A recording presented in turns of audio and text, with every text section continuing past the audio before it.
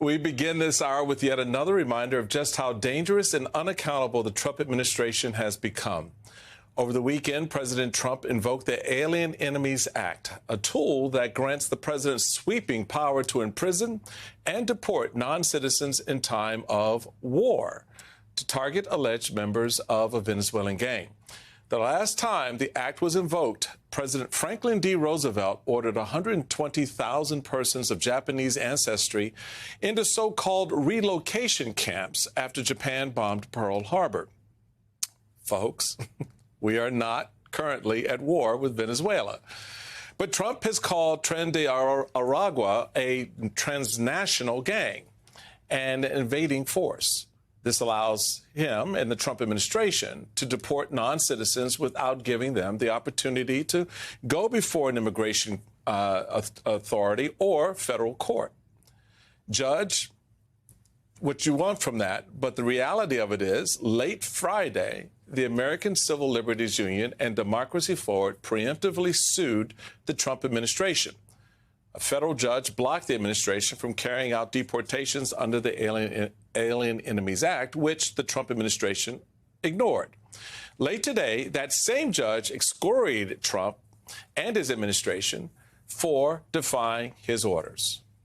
Joining me now is former U.S. Attorney Barbara McQuade, professor at the University of Michigan Law School and MSNBC legal analyst. Barbara, this is a stunning moment that we find ourselves in. I know you have been following this very closely. I want you to listen, if you would, to what Tom Homan had to say, our immigration aficionado here. Let's listen to Mr. Homan. I don't know why any judge would want terrorists returned to the United States. I mean, first of all, the video, what a beautiful thing to see. It's incredible. Right? We're not stopping. I don't care what the judges think. I don't care what the left thinks. We're coming.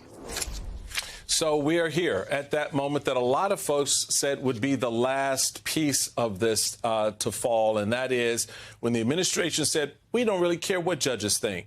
We're going to do what we want to do, and they can't stop us. You listened in on this hearing today. What was your takeaway? Well, it seems to be the argument here, Michael. I mean, one of the things that statement by Tom Homan is doing, and a similar statement by Attorney General Pam Bondi is doing, is suggesting that this is a substantive battle, that you're either for the terrorists or you're against the terrorists. And instead, what the judge is trying to do here is to uphold the law. There is a serious legal question as to whether the Alien Enemy Act applies, because it says that it only applies during times of war or invasion. Neither of those things are present. It is also the case that these people get due process to find out if they are non-citizens and members of this particular gang before they can be deported. None of that has happened. So today, the judge wanted to know, when I said planes should be turned around if they're already in the air, did you violate that order? And today, the government lawyers refused to answer those questions for the judge. He got understandably frustrated by that failure to answer those questions, and even said they may be matters of national security, and so we don't have to tell you. Now, Judge Boasberg is a former presiding judge on the FISA court, the Foreign Intelligence Surveillance Act court.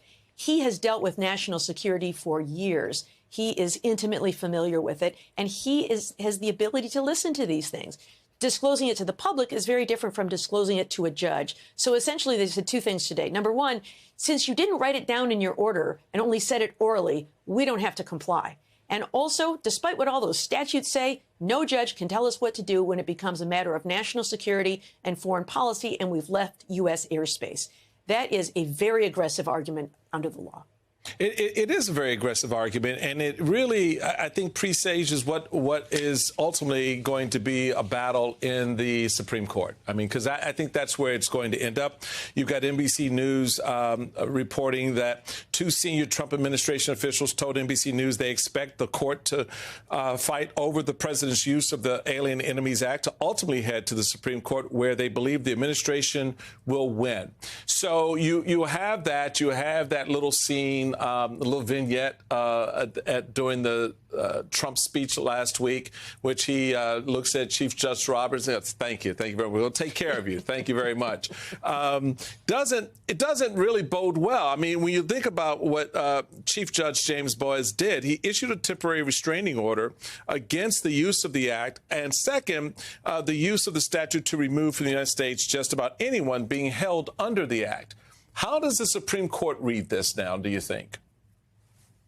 I think despite that vignette that you talked about, I think despite the fact that this court in some instances has issued very favorable rulings to Donald Trump, I don't think they're going to like this one bit, because judicial review is something that our Supreme Court and our Constitution sets aside for the judicial branch. Since the case of Marbury versus Madison way back at the founding, the first case every law student reads in constitutional law class, it is the courts who get to decide what the law is. And so this idea that there's no judicial review in this case is an absolutely absurd argument, and I don't think the Supreme Court is going to buy it. Chief Justice Roberts is the one who assigned Judge James Boasberg to that FISA court. That says to me he thinks very highly of him and his abilities as a judge. All of that aside, based on the decisions here, I think you're right in that this will be destined for the Supreme Court if the Trump administration continues to push this, and there's no sign that they're going to stop. The fact that they wrote that letter asking the Court of Appeals to reassign the case away from Judge Boasberg shows a very aggressive stance by the department.